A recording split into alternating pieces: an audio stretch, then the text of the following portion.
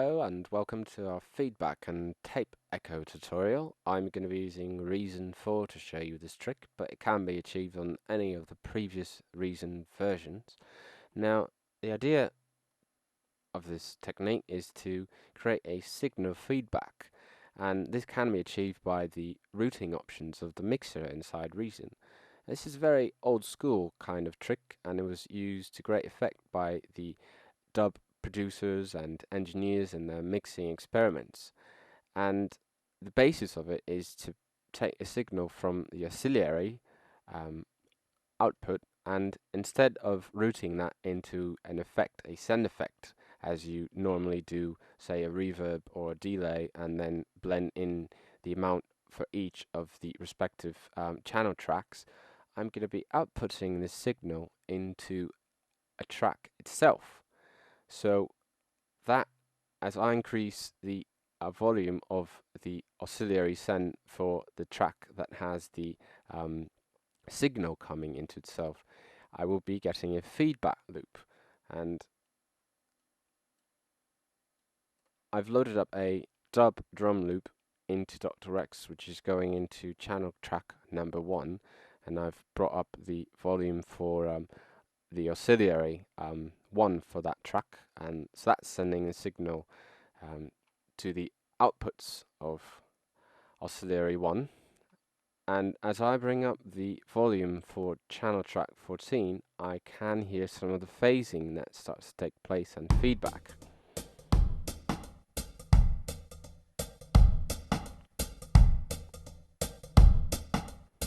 Now the feedbacking occurs when I increase the volume or the signal amount for the auxiliary 1 for channel track 14. So let's have a listen to that.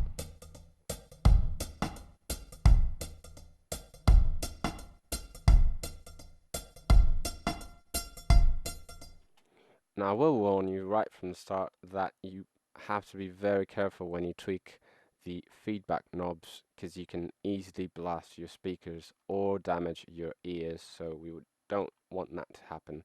Now, to make things more musically interesting, I am going to be adding a delay effect in between this dry and rather dull feedbacking signal that we're getting from just plugging this straight into the mixer. So I'll bring up the delay line. Now the signal comes from the auxiliary output and into the left and right of the delay line, and then from the delay line I'm going to get the signal to go into the screen 4 distortion unit, and then finally output that into channel track 14 input.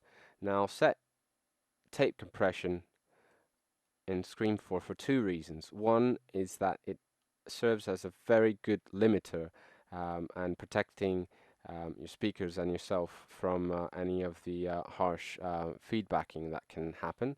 And the other reason is for the very warm sort of saturation and distortion that you get from the tape algorithm in Scream 4.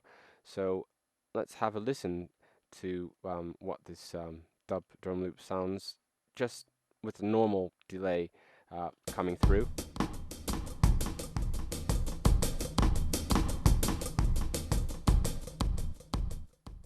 Now, as I said, the feedbacking starts to take place when I increase the send for auxiliary 1 in channel track 14, as that creates the feedback loop. So I'll set a short delay time, and now I'm going to play around.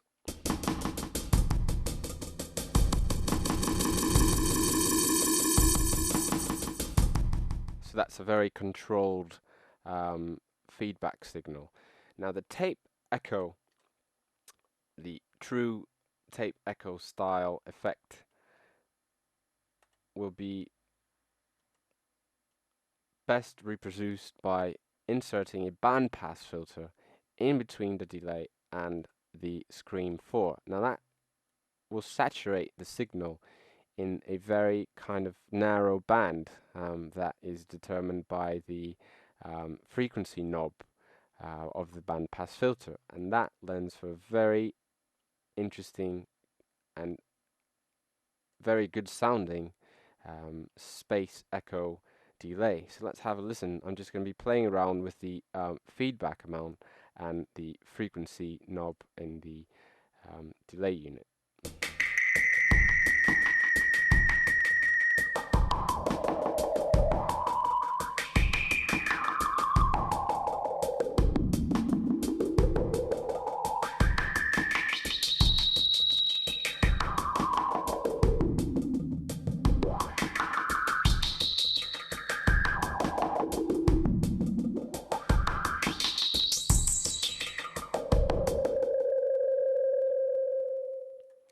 Now you can build up this chain of effects in any way you want. In fact, you can feed back just about anything, any of the effects inside Reason. So it's up for experiments really. And I've included a Reason song file, the very one I have been using for this tutorial, up on our website at www.synthsonics.com/tutorials. And I've also made up a combinator patch that is in effect that makes use of the tape echo. So you can plug that into any of the instruments that you're using and have a ready-made space echo. So I hope you enjoyed this tutorial, and I hope you enjoy making use of the space echo in your productions.